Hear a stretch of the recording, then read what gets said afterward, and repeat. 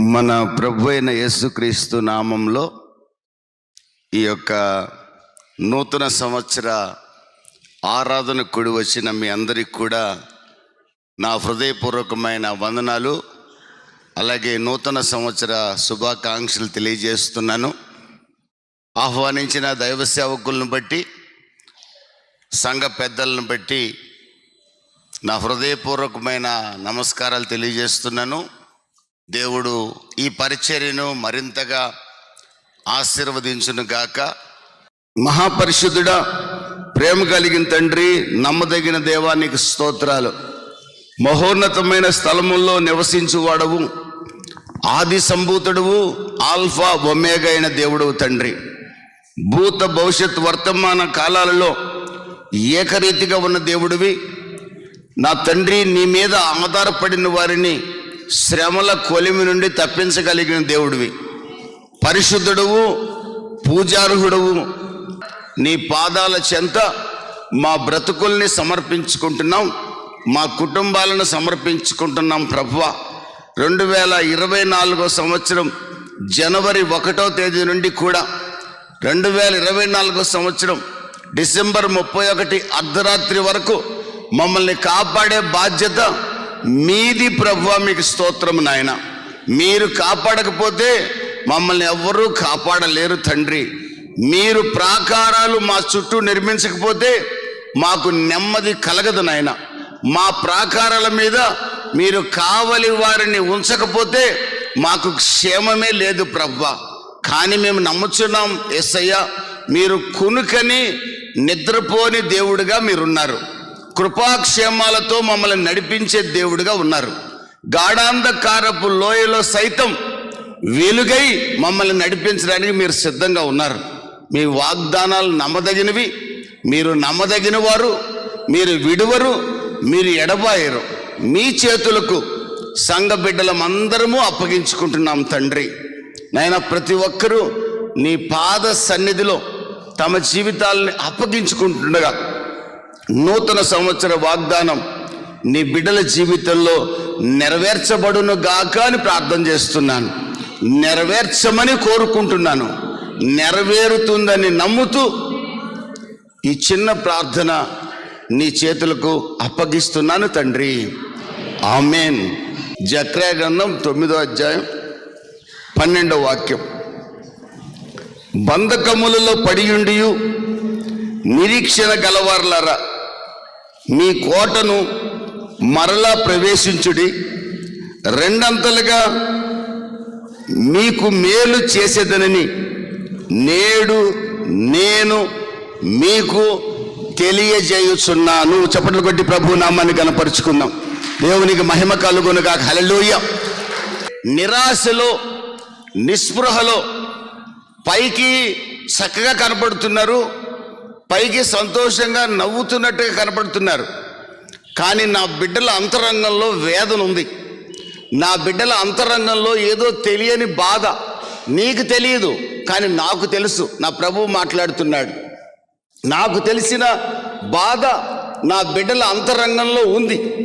అది కుటుంబపరమైనది కావచ్చు, వ్యాపార సంబంధమైనది కావచ్చు, ఉద్యోగపరమైనది కావచ్చు, బిడ్డలకు సంబంధించింది కావచ్చు, కుటుంబ వ్యవస్థకు సంబంధించిన విషయం కావచ్చు, ఆర్థికమైనదైనా ఆత్మీయమైనదైనా ఏదో ఒక సమస్య నా బిడ్డల జీవితాలని పట్టి పీడిస్తుంది. వారు కొత్త సంవత్సరం కనుక చక్కగా తయారై కొత్త వస్త్రాలు వేసుకొని నీ ముందు కనబడొచ్చు, కానీ వారిలో మెజారిటీ పీపుల్ నిరాశలో, నిస్పృహలో ఉన్నారు. అయితే నా బిడ్డలు నిరీక్షణ కలిగిన వారిగా ఉన్నారు. దేవునికి మహిమ కలుగునుగా. హల్లెలూయా. నీ ఎదురుగా ఉన్న నా బిడ్డలు నిరీక్షణ కలిగిన వారిగా ఉన్నారు. ఏదో ఒక రోజు మేము ఆరాధిస్తున్న దేవుడు మా జీవితంలో సంతోషాన్ని, సమాధానాన్ని, నెమ్మదిని కలగజేస్తాడని, ప్రతి లేమిని దూరపరుస్తాడని, కృపాక్షేమాలతో మమ్మల్ని బలపరుస్తాడని నా బిడ్డలు ఒక నిరీక్షణ కలిగి ఉన్నారు. నువ్వు వారితో ఒక మాట చెప్పు అన్నాడు ప్రభు. ఏం చెప్పమంటావు ప్రభు అని అంటే, నిరాశలో ఉన్నవారులారా, నిస్పృహలో ఉన్నవారులారా మీరు నిరీక్షణ గలవారు గనుక మీకు నేను రెండంతల మేలు చేయబోతున్నానని చెప్పమన్నారు. దేవునికి మహిమ కలుగును గాక. హల్లెలూయా. ఈ మధ్యాహ్న కాల సమయంలో నా ప్రియ సహోదరుడా సహోదరి, మీరు రెండంతల మేలు 2024లో మీరు అనుభవించబోతున్నారు. నమ్మిన వారందరూ గట్టిగా చప్పట్లు కొడుతూ ప్రభువు నామాన్ని కనపరచండి. ఈ వాగ్దానం మీది, ఈ వాగ్దానం నాది, ఈ వాగ్దానం మనందరిది, మన కుటుంబాలది. ఈ వాగ్దానం మన సొంత మగును గాక. దేవునికి స్తోత్రం కలుగును గాక. హల్లెలూయా. ప్రియమైన దేవుని బిడ్డలారా, ఆదికాండం 50వ అధ్యాయము 20వ వాక్యంలో ఒక మాట నేను చూపిస్తాను. మీరు నాకు కీడు చేయను ఉద్దేశించితిరి గాని నేటి దినమున జరుగుచున్నట్లు అనగా బహు ప్రజలను బ్రతికించినట్లుగా అది మేలుకే దేవుడు ఉద్దేశించెను. కాబట్టి భయపడకుడి, నేను మిమ్మును మీ పిల్లలను పోషించెదనని యోసేపు తన సహోదరులతో సెలవిచ్చాడు. దేవునికి మహిమ కలుగును గాక. నా ప్రియమైన దేవుని బిడ్డలారా, రెట్టింపు మేలు చేస్తానని వాగ్దానం చేసిన దేవుడు, నిరీక్షణ కలిగి ఉన్న వారితో వాగ్దానం చేస్తున్న దేవుడు, నిరాశలో ఉన్నప్పటికీ కూడా నిరీక్షణ కోల్పోకుండా ఉన్న మీతో వాగ్దానం చేస్తున్న దేవుడు కొన్ని చరిత్రలు మన ముందు ఉంచాలని ఆశపడుచున్నాడు. మనము ఎవరము అని ఆయన మనల్ని పిలుస్తున్నాడంటే, ఇక్కడ కూర్చున్న మీరందరూ కూడా విమోచించబడి ఉన్నవారు.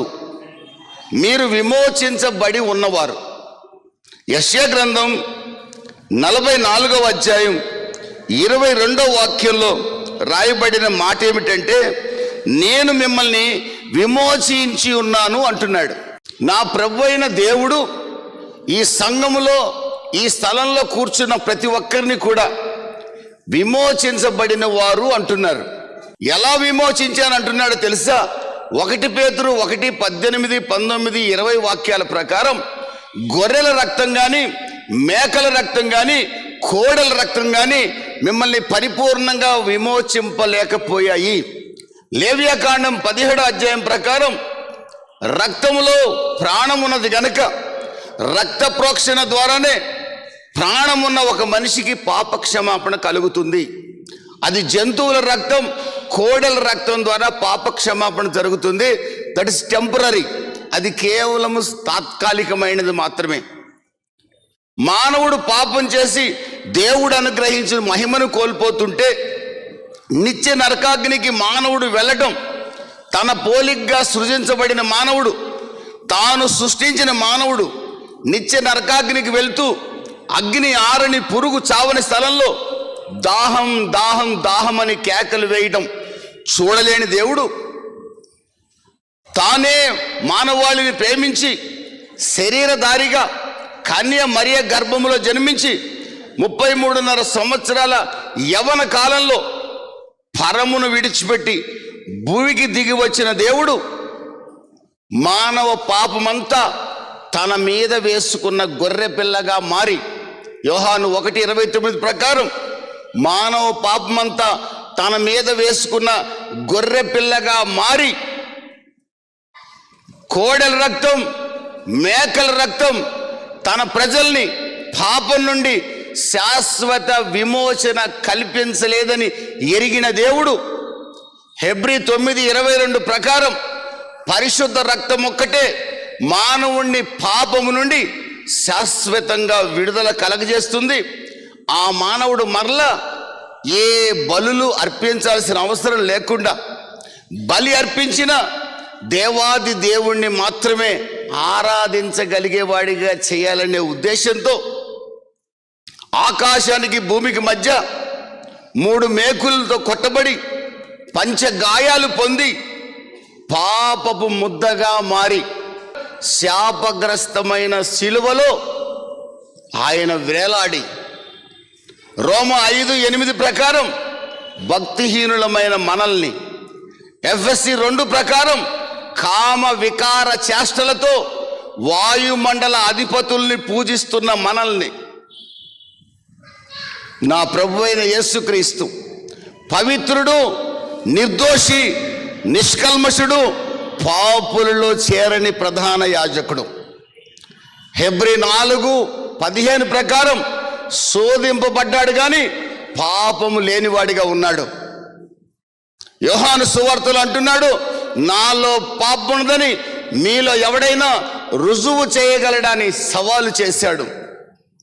ఏ పాపము లేని పావనమూర్తి, జన్మ కర్మ పాపాలు లేనివాడు, సుచరిత్ర కలిగిన యేసు వదకు తేబడిన గొర్రె పిల్లవలే మన పాపాలను తన మీద వేసుకొని సురూపమైనను సొగసైనను లేనివాడిగా మారి, వ్యసనాక్రాంతుడిగా తృణీకరించబడిన వాడిగా మారి, నలగగొట్టబడి మానవ పాపాన్నంతా తాను భరించి మరణించి పాతి పెట్టబడి పునరుద్ధానుడై తిరిగి లేచి ఈ సంఘములో ఉన్న మనందరినీ ఆయన విమోచించానని ఆయన చరిత్ర ఒకసారి మనకు తెలియజేస్తున్నాడు. చప్పట్లు కొట్టి ప్రభువు నామాన్ని కనపరుచుకుందాం.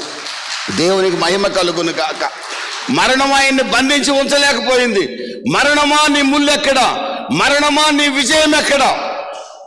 మరణపు ముళ్ళును విరిచిన నజరేయుడైన యేసు, పాపపు దాసత్వం నుండి, మరణ భయము నుండి మానవాళిని విడిపించుటకు భూమికి దిగి వచ్చిన యేసు మన కులం చూడల, మన మతం చూడల, మన రంగు చూడల, మన దేశం చూడల, మన గ్రామం చూడల.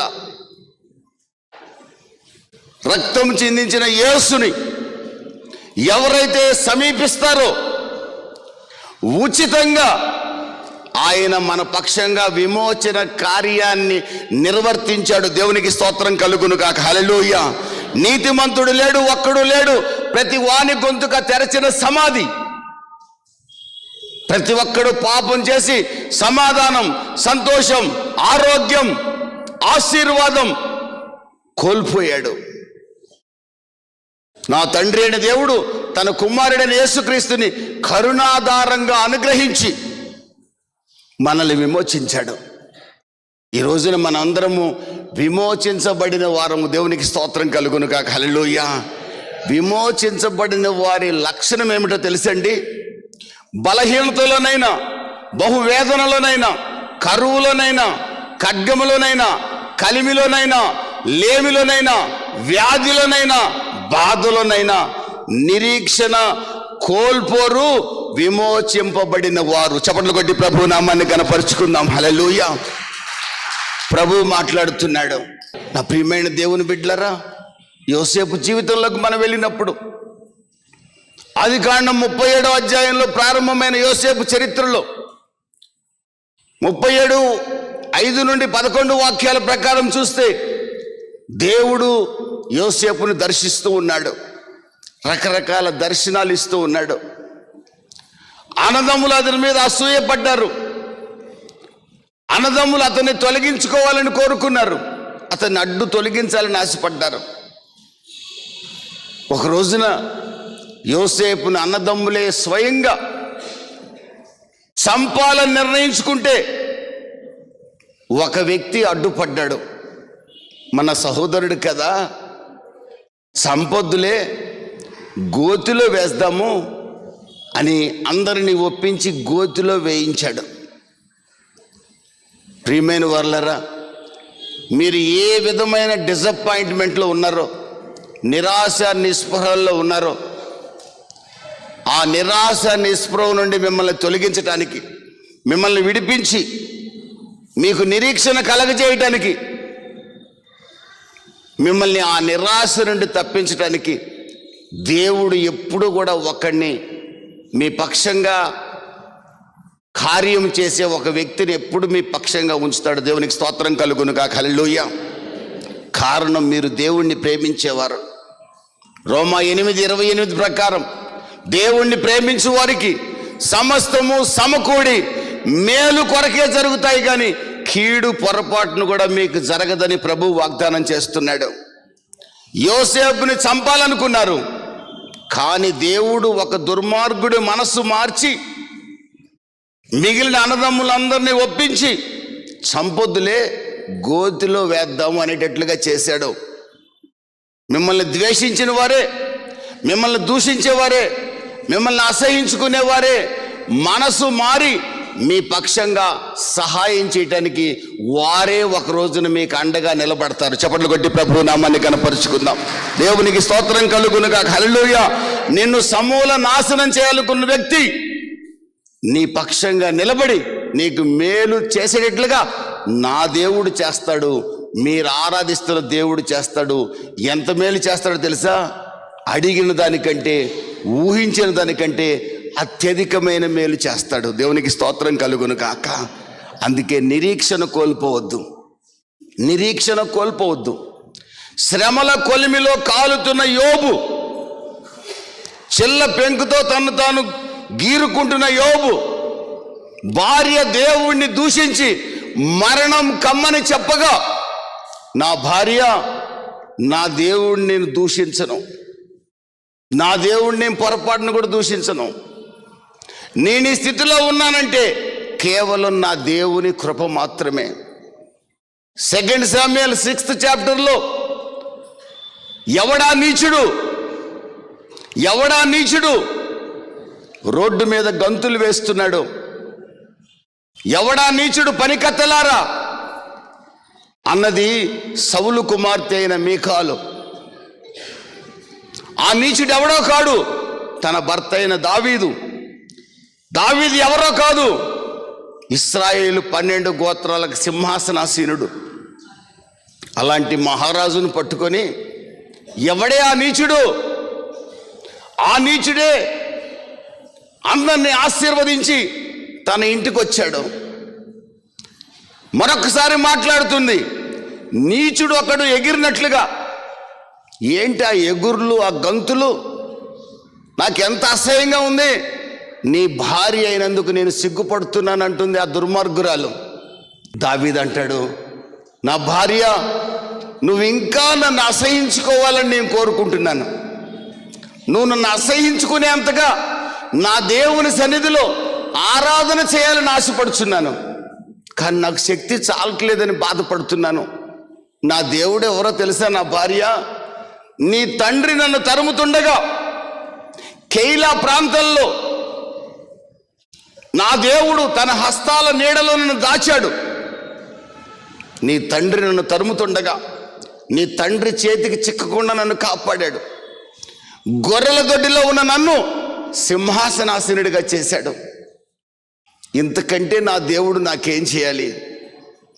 నువ్వు ఎంత అసహించుకున్నా నా దేవుణ్ణి ఆరాధించకుండా నేను ఉండలేను. యోబు అంటున్నాడు, నా దేవుణ్ణి నేను దూషించలేను, నా దేవుణ్ణి నేను ఘనపరుస్తానే కానీ దూషించను. యోబు నిరీక్షణ కోల్పోలేదు. యోబు గ్రంథం 42వ అధ్యాయంలో మీరు చదువుకుంటే యోబు రెట్టింపు ఆశీర్వాదాలు అనుభవించాడు. చప్పట్లు కొట్టి ప్రభు నామాన్ని కనపరుచుకుందాం.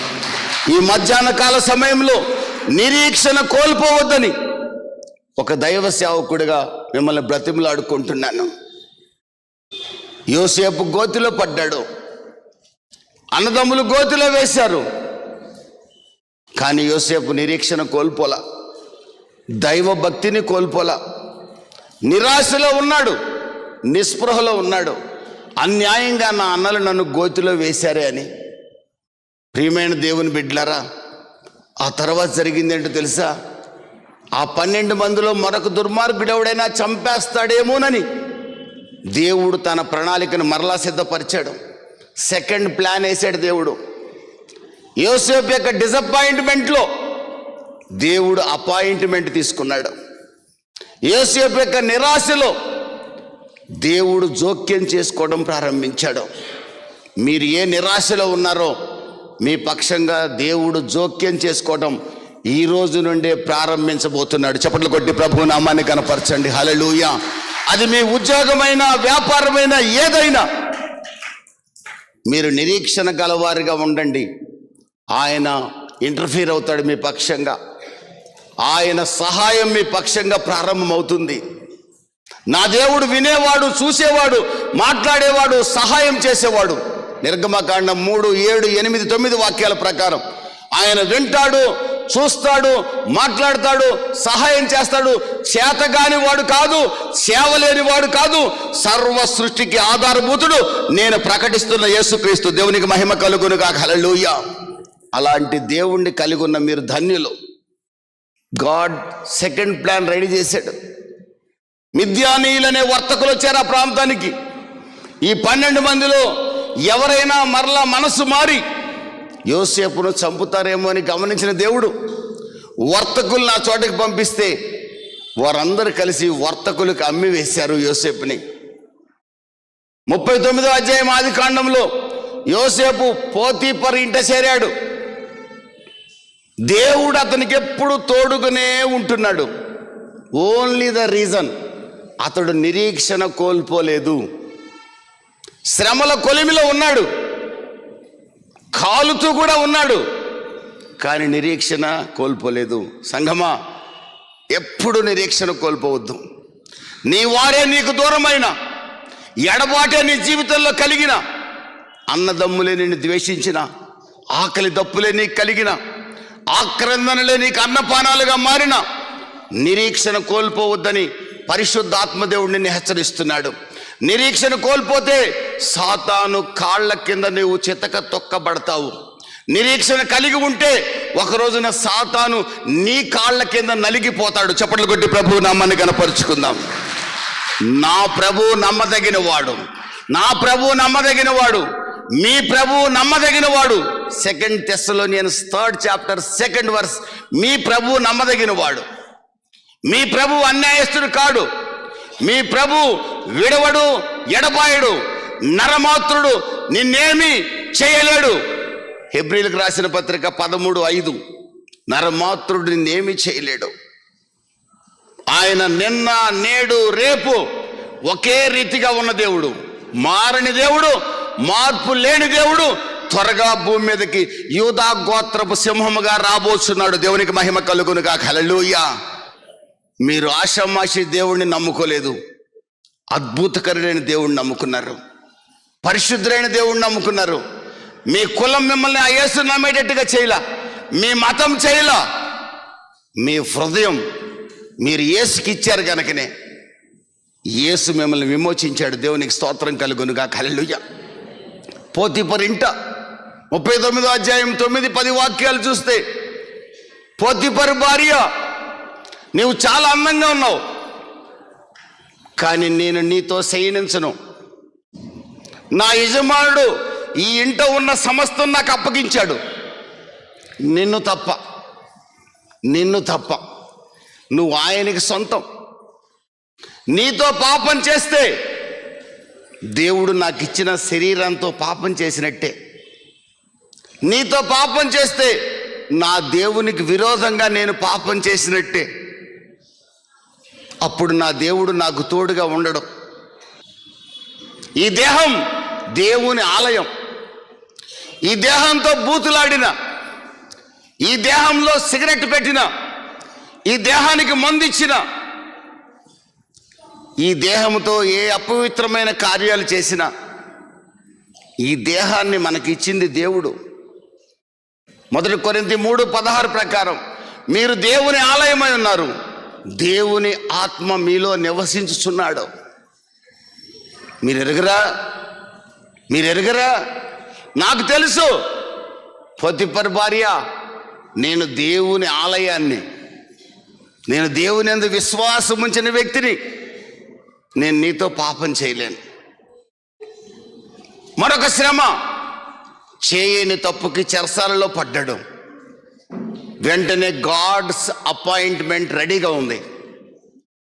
దేవుడు నియమించిన జైలు అధికారి యోసేపుని సంరక్షించడానికి సిద్ధముగా పెట్టాడు దేవుడు. దేవునికి స్తోత్రం కలుగును గాక. హల్లెలూయా. మీరు నిరీక్షణ కలిగి ఉండండి.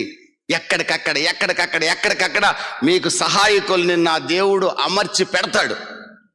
నిరీక్షణ కోల్పోతే దేవుని సహాయం మీకు దొరకదు. మనుషుల మీద ఆధారపడితే దేవుడి సహాయం మీకు దొరకదు. ఎవ్వడు మీకు మేలు చేయలేడు, నా దేవుడు మాత్రమే మీకు మేలు చేయగలడు. దేవునికి స్తోత్రం కలుగును గాక. జైలులో కూడా యోసేపుకు దేవుడు తోడుకున్నాడు. 40 అధ్యాయంలో ఫరో దగ్గర పనిచేసే భక్ష్యకారుడు, పానదాయకుడు, పనివారు జైల్లో పడ్డారు. వారు కలలుగా అన్నారు. కలల భావాన్ని యోసేపు వారికి చెప్పాడు. 41 అధ్యాయంలో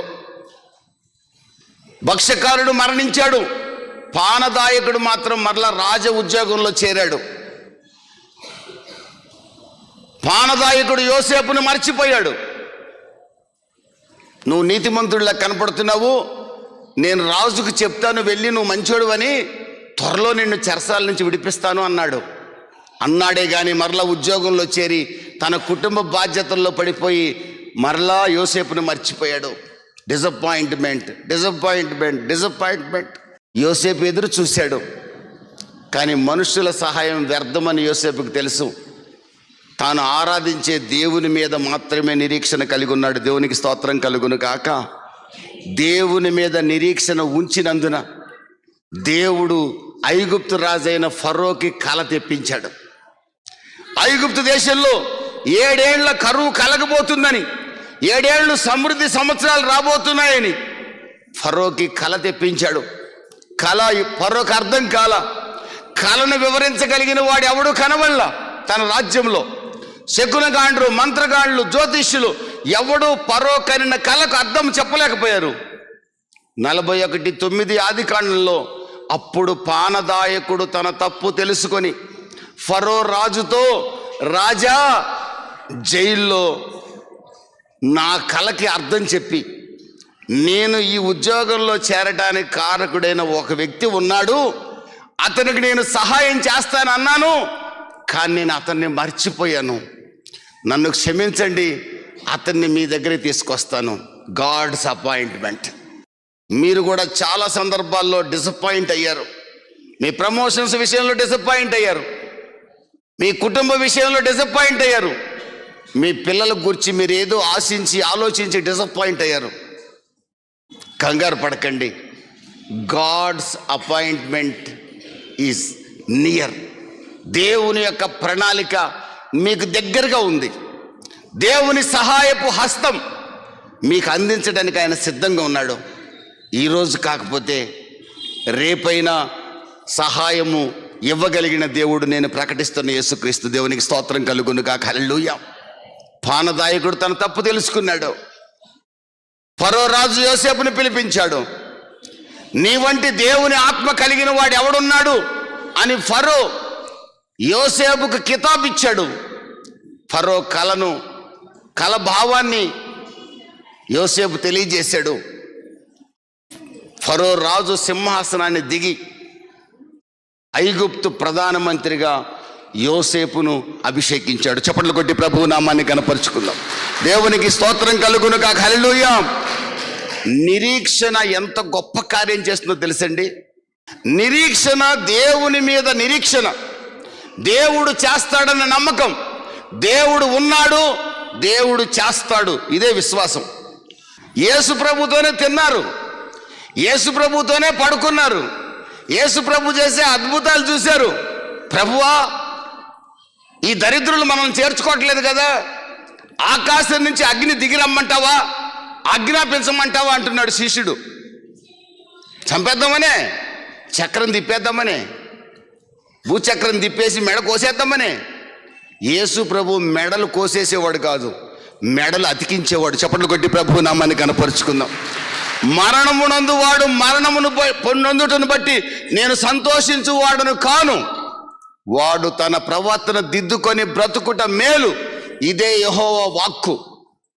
దుష్టులు మరణమందుట నాకేమాత్రము ఇష్టము లేదు, వారు తమ ప్రవర్తన దిద్దుకొని బ్రతుకుటయే మేలు, ఇదే యెహోవా వాక్కు. నా ప్రియమైన దేవుని బిడ్డలారా, సింహాసనాసీనుడిగా యోసేపును చేశాడు దేవుడు. ఫరో తర్వాత ఫరో అంతటి అధికారిగా దేవుడు నియమించాడు. 45 అధ్యాయంలో మీరు 4-5 వాక్యాలు చూస్తే, తన అన్నదమ్ములు కరువు కాలంలో ఆహారం లేక అలమటించిపోతూ, తన తమ్ముడు యోసేపు అనే సంగతి, ఇక్కడున్నాడనే సంగతి తెలియక యోసేపు పాదాల చెంత సాష్టాంగ నమస్కారం చేశారు. భిక్షం ఎత్తుకోవటానికి వచ్చారు అన్నదమ్ములు. ఏం చేయాలనుకున్నారు? గోతిలో వేయాలనుకున్నారు. ఏం చేయాలనుకున్నారు? చంపాలనుకున్నారు. గోతిలో వేశారు. కానీ దేవుడు గోతిలో నుండి సింహాసనానికి తీసుకెళ్ళాడు. గట్టిగా చప్పట్లు కొట్టి ప్రభు నామాన్ని కనపరుచుకుందాం. విరోధి అయిన సాతాను గర్జించు సింహం వలె ఎవరిని మింగుదునా అని తిరుగుతూ ఉన్నాడు. మీలో ఎవరినైనా వాడు మింగటానికి రెడీగా ఉన్నాడు. కానీ మీరు వాడికి దొరకకూడదంటే మీ దేవుని మీద మీకు నిరీక్షణ ఉండాలి. నా దేవుడు ఉన్నాడు, నా దేవుడు నా బిడ్డ విషయంలో అద్భుతం చేస్తాడు. నా దేవుడు ఉన్నాడు, నా దేవుడు నా భర్త విషయంలో అద్భుతం చేస్తాడు. నా దేవుడు ఉన్నాడు, అద్భుతం చేస్తాడు. సహోదరి, నిరాశ నిట్టూర్పులు కలగజేస్తుంది. నిట్టూర్పు నాశనానికి నడిపిస్తుంది. ఒకవేళ నిరాశలో నువ్వు ఉండటం సహజమే. నా ఎడబాటుని బట్టి నేను నిరాశపడ్డాను. మీ కుటుంబాల్లో కలిగే కన్నీటిని బట్టి మీరు నిరాశ పడతారు. కానీ నాకు ఒక నమ్మకం ఏంటో తెలుసా? నా దేవుడు నమ్మదగిన వాడు. నాకు ఒక నిరీక్షణ. ఆ నిరీక్షణే నన్ను ఈ రోజున సేవలో 3 సంవత్సరాలుగా అనేక ప్రాంతాలకు విస్తారంగా నడిపిస్తుంది. ఆ నిరీక్షణే యోసేపుకి తగిన సమయంలో దేవుడు సహాయం చేసేటట్టుగా ఎక్కడికక్కడ తన మనుషుల్ని దేవుడు పెట్టాడు. దుర్మార్గుడే యోసేపుని జ్ఞాపకం చేసుకొని మేలు చేసినట్టుగా దేవుడు చేశాడు. గోతిలో వేసిన వారే యోసేపు పాదాల చెంత సాగిలపడ్డారు. మాకు ఆహారం పెట్టమన్నారు. తను తాను బయలుపరుచుకుంటూ అంటున్నాడు, అన్నలారా, నేను మీ తమ్ముడైన యోసేపుని. మీరు నాకు కీడు చేశారని భావించకండి. మన ప్రాణ రక్షణ కొరకే దేవుడు నన్ను గోతిలో వేయించాడు, ఐగుప్తుకు తెచ్చాడు, ఈ సింహాసనంలో నన్ను కూర్చోటేటట్టుగా చేశాడు. దేవునికి స్తోత్రం కలుగును గాక. హల్లెలూయా. నిరీక్షణ కలిగిన వాడి లక్షణం ఏంటో తెలుసండి? నిరీక్షణ కలిగిన వాడు విశ్వాసాన్ని కోల్పోడు. నిరీక్షణ కలిగిన వాడు పాపం చేయడానికి ఇష్టపడ్డు. నిరీక్షణ కలిగిన వాడు నిరాశలో కూడా నా దేవుడు చేస్తాడని నమ్ముతాడు. నిరీక్షణ కలిగిన వాడు తనకు జరిగిన కీడు కూడా మేలు కొరకే జరిగిందని సాక్ష్యం చెప్తాడు. చప్పట్లు కొట్టి ప్రభువు నామాన్ని కనపరుచుకుందాం. హల్లెలూయా, హల్లెలూయా. నిరీక్షణ కలిగిన దైవజనుడు కానీ, నిరీక్షణ కలిగిన విశ్వాసి కానీ తనకు జరిగిన కీడును కూడా మేలు కొరకే జరిగిందని సాక్ష్యం ఇస్తాడు. ఈ సాక్ష్యాన్ని విన్న దేవుడు నీ పక్షంగా రెట్టింపు మేలు చేస్తాడు. దేవునికి మహిమ కలుగునుగా. హల్లెలూయా. 49వ అధ్యాయం ఆది కాండంలో ఇలాంటి నిరీక్షణ కలిగిన యోసేపు ఫలించెడు కొమ్మగా మారాడు. యోసేపు ఫలించెడు కొమ్మ. యోసేపు ఫలించెడు కొమ్మ అయ్యాడు. నీవు ఫలించెడు కొమ్మగా మారాలంటే నిరాశ నిస్పృహలు నీలో ఉన్నాయి, కాదనే దానికి లేదు. అది అనారోగ్యమే కావచ్చు. ప్రతి విషయంలో కూడా నిరాశ నిస్పృహలు మనలో ఉన్నాయి. కానీ నిరీక్షణ మాత్రం కోల్పోకండి. 2024లో ప్రభు మాట్లాడుతున్నాడు, నిరీక్షణ కోల్పోవద్దండి. నిరీక్షణ కోల్పోతే మహాప్రమాదం అండి. మిమ్మల్ని ప్రభు విమోచించింది మీరు నిరీక్షణ లేని వారిగా బ్రతకటం కోసం కాదు, నిరీక్షణ గలవారిగా బతకాలని, రెట్టింపు మేలు మీకు చేయాలని. ఆయన చేయడానికి ఎప్పుడు సిద్ధంగా ఉన్నాడండి. యోసేపు నిలిచాడు, ఫలించాడు, కొమ్మగా మారాడు. చివరికి మనం చదువుకున్న మూలవాక్యం 50:20 అంటారు, మీరు నాకు కీడు చేయాలని ఉద్దేశించారు, కానీ నాకే కాదు మేలు, మనకు మేలు కలిగింది. చప్పట్లు కొట్టి ప్రభువు నామాన్ని కనపరుచుకుందాం. హల్లెలూయా. నీ కుటుంబం నీకు కీడు చేయాలనుకుంటే, నీ సంఘం నీకు కీడు చేయాలనుకుంటే, నీ ఉద్యోగం చేసే స్థలం నీకు కీడు చేయాలనుకుంటే, నీవు నిరీక్షణ గల వ్యక్తివైతే నీకు కీడు జరగదు, మేలు జరుగుతుంది. నీకు మాత్రమే కాదు, నీ కంపెనీకి అంతటికి కూడా మేలు జరుగుతుంది. దేవునికి స్తోత్రం కలుగును కాక. హల్లెలూయా. ఒక రోజున ఆ అధికారి వచ్చి నిన్ను తన దగ్గర కూర్చోబెట్టుకునే స్థాయికి దేవుడు నడిపిస్తాడు. కారణం ఏంటో తెలుసా? నీ నిరీక్షణ నిన్ను సిగ్గుపరచదు. అదే 50వ అధ్యాయం చివరిలో యోసేపు చెప్తున్నాడు, దేవుడు ఒక రోజున మనల్ని దర్శిస్తాడు. మీరు నా ఎముకల్ని ఐగుప్తులో పాతి పెట్టద్దు, వాగ్దాన దేశంలోనే పాతి పెట్టండి. గోతిలో పడ్డవాడు ప్రవక్తగా మారాడు. దేవునికి స్తోత్రం కలుగును గాక. నిరీక్షణ ఎంత గొప్ప కార్యం చేసింది చూసారా? నిరీక్షణ ఒక సామాన్యుణ్ణి ప్రవక్తగా మార్చింది. నిరీక్షణ ఒక సామాన్యుణ్ణి సింహాసనాసీనుడిగా చేసింది. నిరీక్షణ ఒక సామాన్యుణ్ణి పాపం చేయకుండా కాపాడింది. అపోస్తలుల కార్యాలు 7వ అధ్యాయంలో స్టెఫనును రాళ్లతో కొట్టి చంపారు.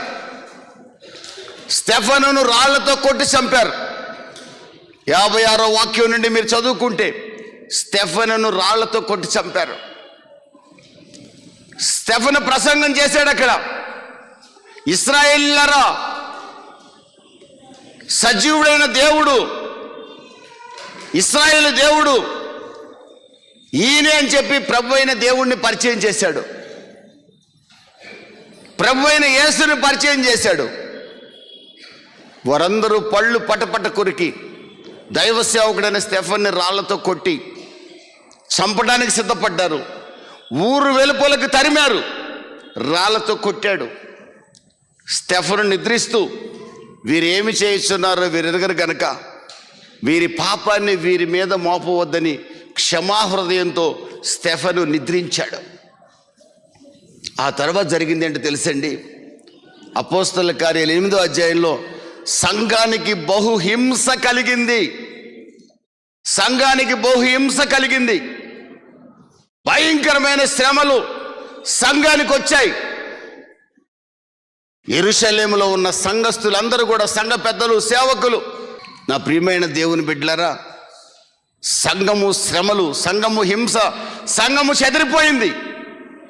చెదిరిపోయిన సంఘ పెద్దలందరూ, సేవకులందరూ, విశ్వాసులందరూ, సువార్థికులందరూ అనేక ప్రాంతాలకి చెదిరిపోయారు. సమరయ, గలిలయ, యూదయ దేశాలన్నిటికీ చెదరి వెళ్ళిపోయారు. అనేక అన్య ప్రదేశాలకి చెదరి వెళ్ళారు. కానీ వారు నిరీక్షణ కోల్పోలేదు. ఒక వాక్యాన్ని మీకు చూపిస్తాను. అపోస్తలుల కార్యాలు 8వ అధ్యాయంలోనే 4వ వాక్యంలో మీరు చూస్తే, వారు చెదరిపోయారు కానీ హింసలకు భయపడి అనేక ప్రాంతాలకు చెల్లాచెదరైపోయారు కానీ సువార్త ప్రకటించుట ఆపలేదు. చప్పట్లు కొట్టి ప్రభు నామాన్ని కనపరుచుకుందాం. దేవునికి మహిమ కలుగును గాక. హల్లెలూయా. వారు దేవుని కొరకు నిలబడ్డారు, వారు దేవుని కొరకు నిలిచారు. సువార్త ప్రకటించటం మానలేదని ఇక్కడ రాసి ఉంది. నా ప్రియమైన దేవుని బిడ్డలారా, సంఘము నిరాశలో ఉంది, సంఘము నిస్పృహలో ఉంది, కానీ సంఘము నిరీక్షణ కోల్పోలేదు. ఈ సంఘము నిరీక్షణ కోల్పోకూడదు. ఈ సంఘము నిరీక్షణ కోల్పోయే సంఘముగా ఉండకూడదు. ఎవడున్నా ఎవడు లేకపోయినా, పరిస్థితులు తారుమారైనా, భారతదేశంలో క్రైస్తవ సంఘానికి భవిష్యత్తులో ఎన్ని హింసలు వచ్చినా సంఘము నిరీక్షణ కోల్పోకూడదు. నా తీర్మానం అది. ఆ తీర్మానం మన జీవితంలో ఉండగలిగితే అద్భుతం దేవుడు చేస్తాడు. దేవునికి స్తోత్రం కలుగును గాక. హల్లెలూయా. అద్భుతాన్ని దేవుడు చేస్తాడు. అపోస్తలుల కార్యాలు 9వ అధ్యాయం 3-4 వాక్యాల్లో స్టెఫనును రాళ్లతో కొట్టి చంపుతుంటే వికటహాసం చేశాడు ఒక దుర్మార్గుడు. బహు విద్యా పారంగతుడు, సకల శాస్త్రాలు చదివాడు.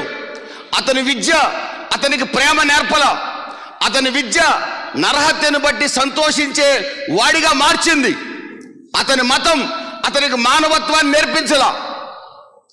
అతని మతం చంపని నేర్పించింది. సకల శాస్త్రాలు చదివిన మహాపండితుడు, వేదాంగాలు అభ్యసించిన వాడు, గమలియేలు పాదాల యొద్ద విద్య నేర్చుకున్నవాడు, మానవత్వం లేని మృగం దమస్కు మార్గంలో వెళ్తుంటే డిసప్పాయింట్ అయిన క్రైస్తవ సంఘం తరపున గాడ్స్ అపాయింట్మెంట్ స్టార్ట్ అయింది. చప్పట్లు కొట్టి ప్రభువు నామాన్ని కనపరుచుకుందాం.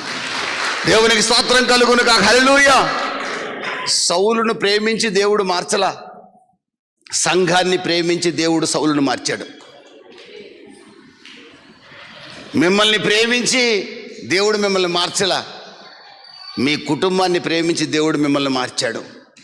కానీ నీవు నీ కుటుంబాన్ని పట్టించుకోవట్లా. నీ భార్య కొరకు ప్రార్థన చేయమన్నా ఒక అతను, నేను ఎందుకన్నా ఆ మనిషి అక్కడికి కూడా పరలోకంలో కూడా నన్ను ఎంటపడుతుంది అంటున్నాడు. అక్కడ కూడా చీపురుతో కొడుతుంది, రోజుకి 5 సార్లు కొడుతుంది, మళ్ళీ అక్కడ 10 సార్లు కొడుతుందేమో, అక్కడ అడ్డుకునే వాళ్ళు ఎవరు ఉండరు కదా, దేవదూతలు పట్టించుకోరు కదా అంటున్నాడు అతను. ఒరే, పరలోకంలో చీపురుతో కొట్టేవాళ్ళు పరలోకానికి వెళ్ళర్రా?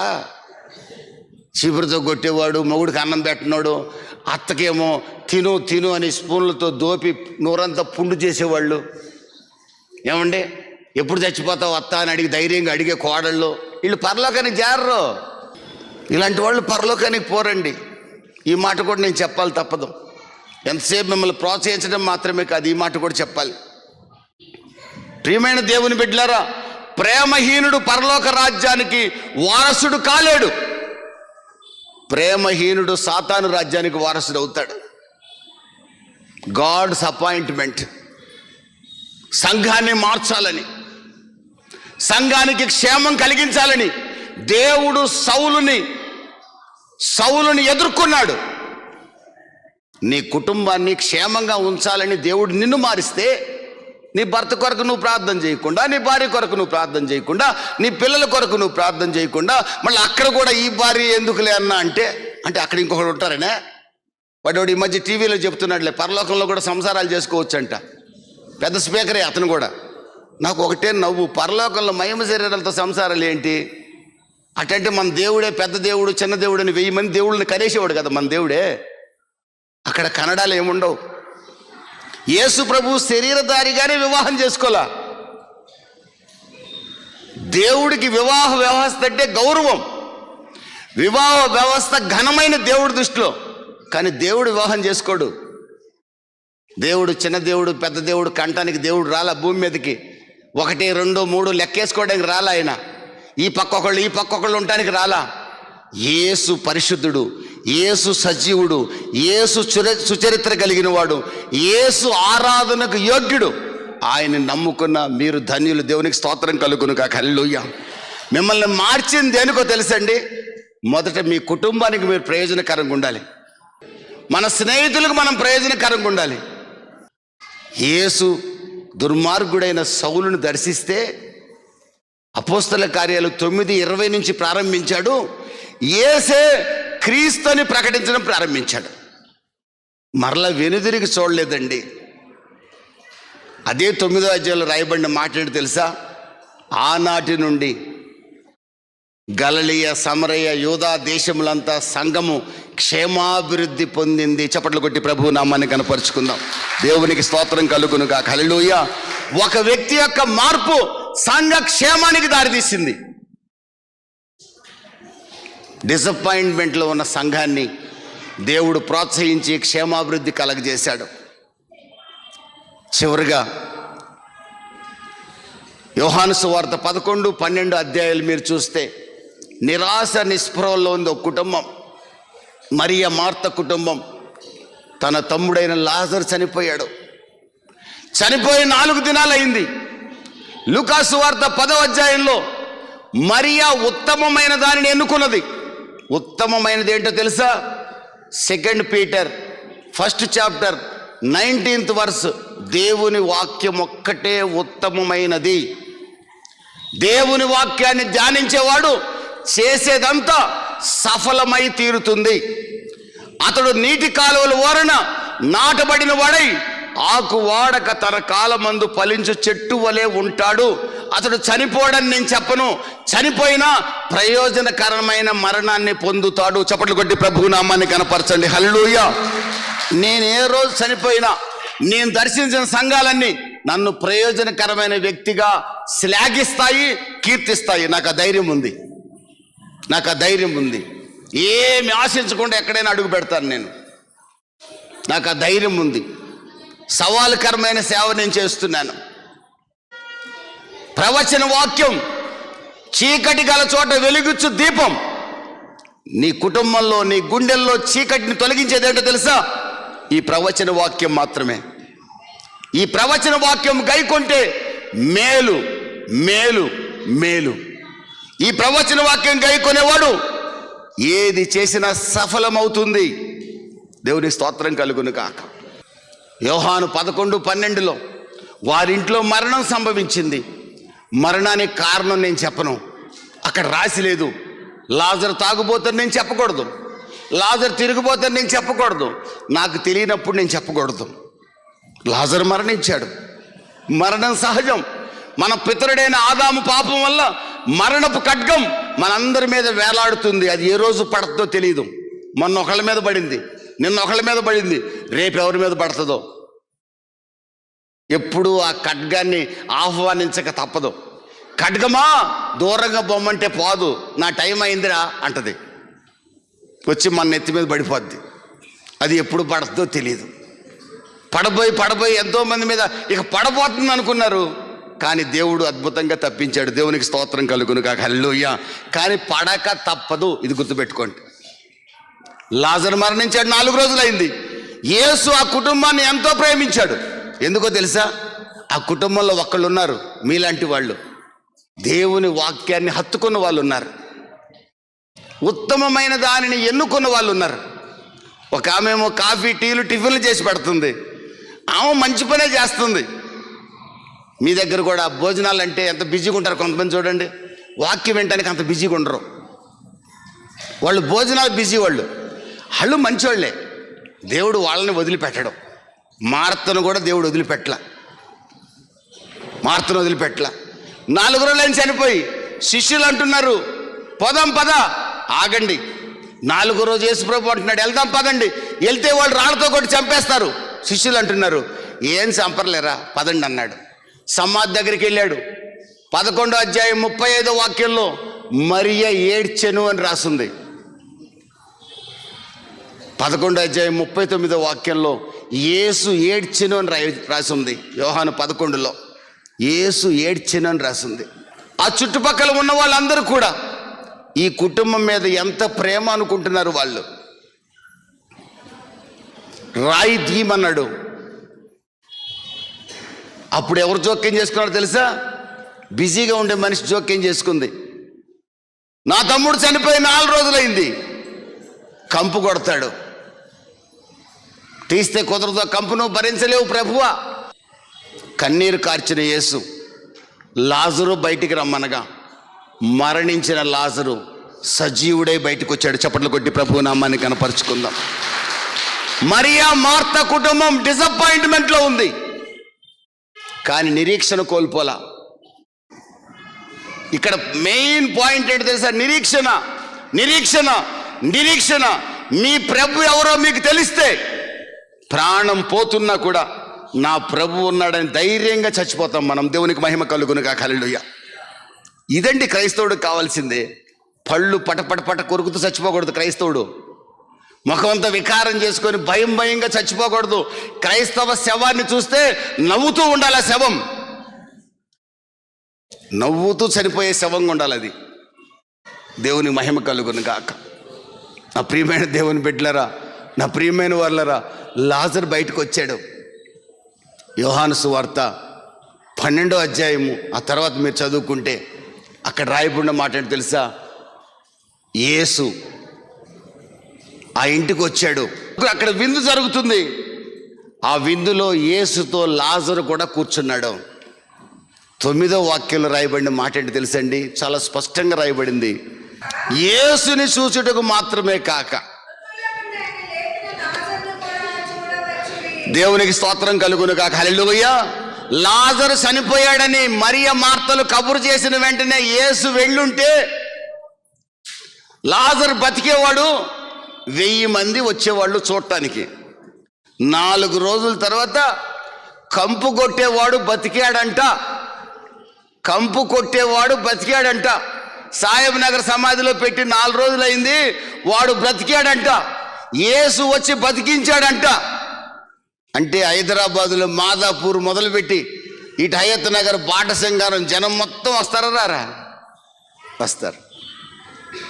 మీ జీవితంలో మీరు నిరాశలో ఉన్నారేమో, నిరీక్షణ కోల్పోకండి. 2023 నాకు ఏ మేలు చేయలేకపోయింది, నా కర్మ ఇలా కాలింది అనుకుంటున్నారేమో. మీకు గొప్ప మేలు మీ కొరకు ఎదురు చూస్తుంది, రెట్టింపు మేలు మీ కొరకు ఎదురు చూస్తుంది.